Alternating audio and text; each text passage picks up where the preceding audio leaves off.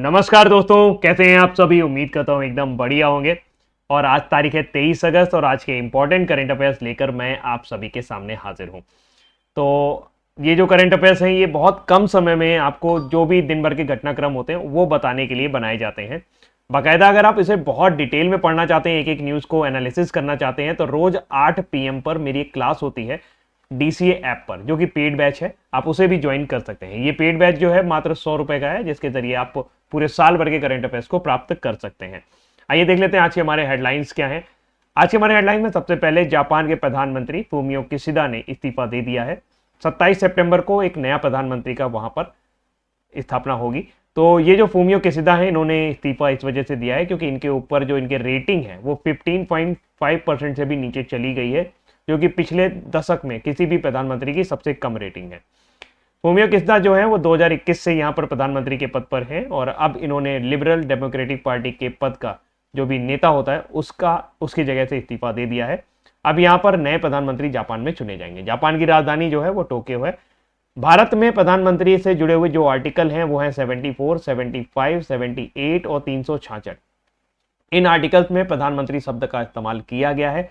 Article 74 यानी अनुच्छेद 74 में ये बताया गया है कि भारत में एक मंत्रिपरिषद होगी और वो उसकी नियुक्ति प्रधानमंत्री की सलाह से की जाएगी। 75 में बताया गया है कि काउंसिल ऑफ मिनिस्टर की स्थापना जो है उसमें जो भी चीजें होंगी वो सारा का सारा प्रोग्राम जो है वो प्रधानमंत्री की सलाह पर मंत्रियों की नियुक्ति की जाएगी। जबकि 78 में ये बताया गया है कि प्रधानमंत्री जो भी काउंसिल ऑफ मिनिस्टर का आपका निर्णय होगा या कोई भी वो फैसला लेते हैं उसे राष्ट्रपति को बताना बहुत आवश्यक रहेगा। 366 में ग्लोसरी दी गई है, यानी किसी टर्म्स की परिभाषा आपको नहीं आती है तो 366 आर्टिकल में जाकर के आप देख सकते हैं। अभी हाल फिलहाल कुछ नए देशों में कुछ नए प्रधानमंत्री अन्य देशों में चुने गए हैं, उनके बारे में बात कर लेते हैं। जैसे नीदरलैंड में डिक स्कूप प्रधानमंत्री चुने गए हैं, मार्क रूट की जगह ली है। मार्क रूट आपके नाटो के हेड बन गए हैं। नेपाल में KP शर्मा ओली आ गए हैं। बांग्लादेश में मोहम्मद यूनुस आ गए हैं। थाईलैंड में पाटन गात्रन सिनीवात्रा आ गई हैं, P सिनीवात्रा आ गई हैं। सिंगापुर में लॉरेंस वोंग हैं। कुवैत में अहमद अब्दुल्ला अल अमद अल सबा हैं। आयरलैंड में साइमन हेरिस हैं। आइसलैंड में बजरनी बेनेडिक्शन है। स्विट्जरलैंड में विक्टर रोसी हैं और पाकिस्तान में शहबाज शरीफ हैं। एक जरूर आप याद रखिए, कांगो में पहली बार कोई महिला प्रधानमंत्री बनी है, उनका नाम है जुडिस सुमनवा तुलका। और अभी यूके के प्राइम मिनिस्टर भी चेंज हो गए हैं। ऋषि सुनक की जगह कीर स्टारमर जो है वो यूके के प्राइम मिनिस्टर बन गए हैं। RBI के गवर्नर शक्तिकांत दास को लगातार दूसरे साल A+ रेटिंग प्राप्त हुई है। ये A+ रेटिंग उन्हें सेंट्रल बैंकर रिपोर्ट द्वारा दी गई है। ये ग्लोबल फाइनेंस द्वारा जारी की जाती है। ग्लोबल फाइनेंस न्यूयॉर्क में एक मैगजीन कंपनी है जिसके द्वारा बेस्ट बैंकर अवार्ड दिए जाते हैं और गवर्नर श्रीकांत दास जो हैं वो यहां पर एक बार फिर से A+ रेटिंग के लिए चुने गए हैं। इनके अलावा डेनमार्क और स्विट्जरलैंड के भी जो सेंट्रल बैंक के गवर्नर हैं उनको भी यहां पर A+ रेटिंग दिया गया है। ये रेटिंग हर साल दिया जाता है और इस बार RBI के गवर्नर शक्तिकांत दास को दिया गया है। RBI की बात करें तो RBI का गठन 1 अप्रैल 1935 को हुआ था, जबकि इसका नेशनलाइजेशन यानी राष्ट्रीयकरण 1 जनवरी 1949 को हुआ था। RBI के पहले जो गवर्नर थे वो थे ऑसबॉर्न स्मिथ RBI के पहले गवर्नर थे, जबकि स्वतंत्र भारत में पहले गवर्नर जो बने थे वो थे आपके CD देशमुख। RBI में आज तक कोई भी महिला RBI के गवर्नर पद पर नहीं पहुंची है। RBI के सबसे लंबे समय तक गवर्नर रहने वाले व्यक्ति थे बेनेगल रामा राव। RBI के वर्तमान समय में 25वें गवर्नर हैं शक्तिकांत दास। इससे पहले अरिजित पटेल थे। जैसा ICC के चेयरमैन के रूप में ग्रेग बार्कले का स्थान लेने वाले हैं। ICC के चेयरमैन का जो मैक्सिमम कार्यकाल हो सकता है वो 3 बार लगातार चुना जा सकता है, 2-2 कार्यकाल के लिए। ग्रेग बार्कले के 2 कार्यकाल हो चुके हैं और अब इन्होंने इसको कंटिन्यू ना करने की इच्छा जताई है। ग्रेग बार्कले न्यूजीलैंड के थे, अब यहाँ ICC के चेयरमैन पद पर आने वाले हैं जैसा। तो अगर यहाँ पर 16 में से 9 वोट भी उनको हासिल हो जाते हैं तो वो यहाँ पर ICC के चेयरमैन बन जाएंगे।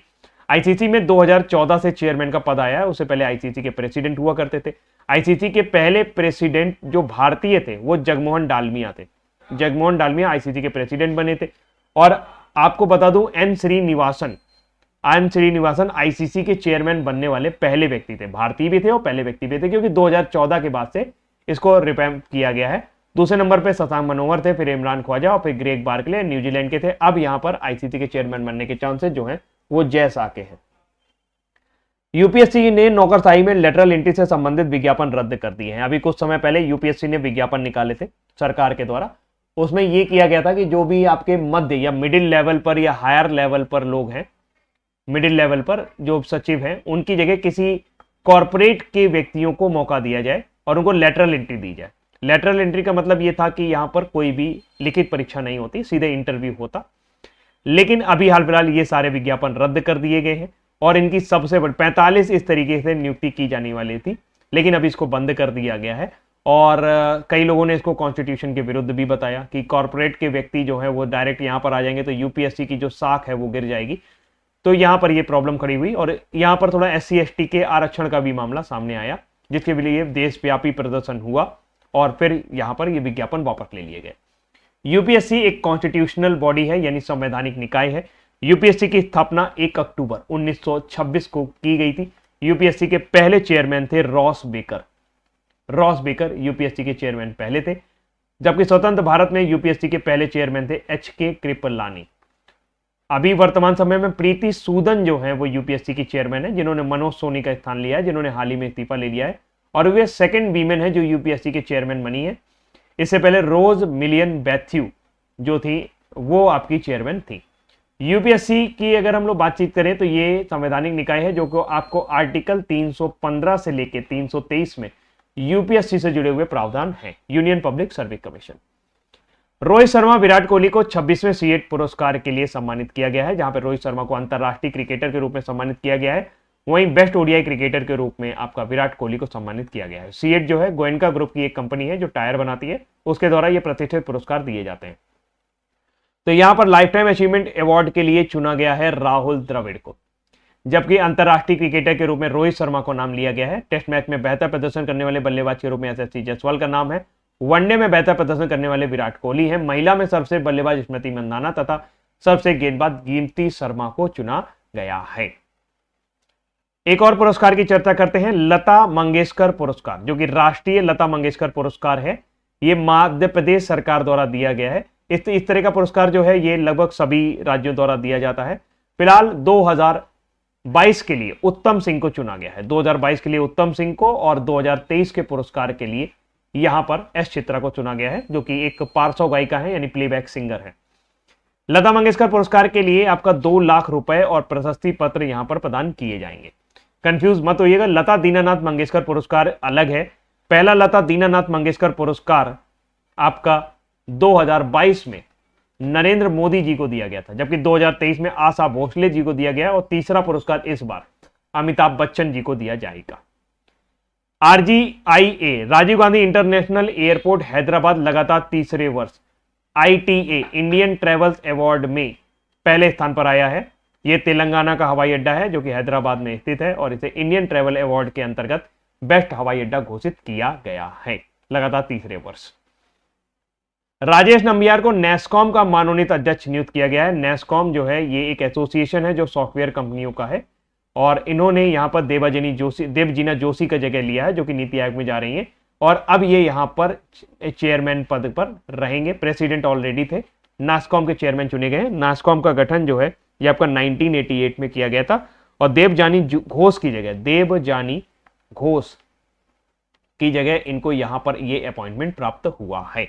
आप कमेंट सेक्शन पर लिखकर बता सकते हैं कि फिक्की के वर्तमान समय में चेयरमैन कौन है और एसोचैम एक संगठन होता है उसके वर्तमान समय में चेयरमैन कौन है। गूगल करिए, तुरंत देखिए क्योंकि पेपर में ये पूछा जाने लायक है।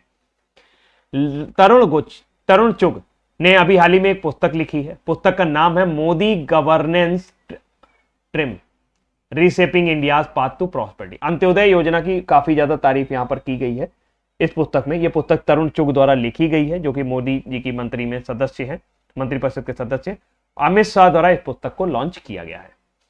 विश्व रिकॉर्ड बन गया है। T20 मैच में 1 ओवर यानी कि 6 गेंदों में आपके 39 रन बना दिए गए हैं। इसमें 6 छक्के पड़े हैं और 3 नो बॉल रही। इस तरीके से यहां पर यह उपलब्धि समोआ के बल्लेबाज ने हासिल की है। समोआ के बल्लेबाज जो थे उनका नाम है डेरियस विशर। डेरियस विशर ने यहां पर ये समोआ के थे, इन्होंने वानुआतु के खिलाफ, जो कि ये मैच एपिया में खेला जा रहा था। समोआ की राजधानी है एपिया, समोआ की, वहां पर यह मैच खेला जा रहा था जिसमें इन्होंने ये उपलब्धि हासिल की है। इन्होंने 6 गेंदों में 39 रन बना लिया। लगातार छह गेंदों पे 6 छक्के लगाने वाले बल्लेबाज हैं दिलीप सिंह एरी, जो कि नेपाल के थे। कतर के खिलाफ इन्होंने 2024 में उपलब्धि हासिल की थी। किरण पोलार्ड ने 2021 में श्रीलंका के खिलाफ वेस्ट इंडीज के साथ खेलते हुए ये उपलब्धि हासिल की थी। और युवराज सिंह 2007 में ये कारनामा करने वाले पहले व्यक्ति थे। 70वें राष्ट्रीय फिल्म पुरस्कारों की घोषणा कर दी गई है। 70वें राष्ट्रीय फिल्म पुरस्कारों की घोषणा में बात करें तो बेस्ट फिल्म का अवार्ड आपको गया है अट्टम को। अट्टम को बेस्ट फिल्म का अवार्ड मिला है, जबकि गुलमोहर को बेस्ट हिंदी फिल्म का अवार्ड दिया गया है। मनोज बाजपेयी और शर्मिला टैगोर की ये फिल्म थी। तो और ऋषभ शेट्टी कंटारा के लिए इनको बेस्ट एक्टर का अवार्ड मिला है, जबकि नित्या मेनन और मानसी पारेख को यहां पर बेस्ट एक्ट्रेस के अवार्ड से सम्मानित किया गया है, जो कि 2 अलग अलग फिल्मों के लिए। अट्टम के बारे में बात हमने कर ही ली, ये बेस्ट फिल्म है, बेस्ट हिंदी फिल्म है। गुलमोहर बेस्ट हिंदी फिल्म है। यहां पर ये है पवन मल्होत्रा, जो कि बेस्ट सपोर्टिंग एक्टर्स का अवार्ड पाए हैं। नीना गुप्ता को बेस्ट सपोर्टिंग एक्ट्रेस के अवार्ड से सम्मानित किया गया है। पवन मल्होत्रा को फौजा के लिए यह अवार्ड दिया गया है, जबकि नीना गुप्ता को ऊंचाई फिल्म के लिए यह पुरस्कार दिया गया है। पुरस्कार में कुछ चीजें जरूर याद रखें, जैसे सबसे पहले बेस्ट फीचर फिल्म का अवार्ड जो गया है वो आपका गया है अट्टम को। बेस्ट एक्टर का अवार्ड गया है ऋषभ शेट्टी को कंटारा फिल्म के लिए। बेस्ट एक्ट्रेस का अवार्ड गया है नित्या मेनन और मानसी पारेख को। नित्या मेनन को तिरुचित्राबलम के लिए, जबकि गुजराती फिल्म कच्छ एक्सप्रेस के लिए मानसी पारेख को। बेस्ट डायरेक्टर का अवार्ड गया है सूरज बड़जात्या को ऊंचाई के लिए। Best supporting actress Neena Gupta Uunchai के लिए और best supporting actor Pawan Malhotra. 1954 से राष्ट्रीय फिल्म पुरस्कार दिए जा रहे हैं। ये बार ये पुरस्कार 2022 के सेशन के लिए दिए गए हैं। और अगर हम बात करते हैं तो यहाँ पर दादा साहब फाल्के अवार्ड की घोषणा भी की जाती है, बट अभी तक इसकी घोषणा नहीं की गई है।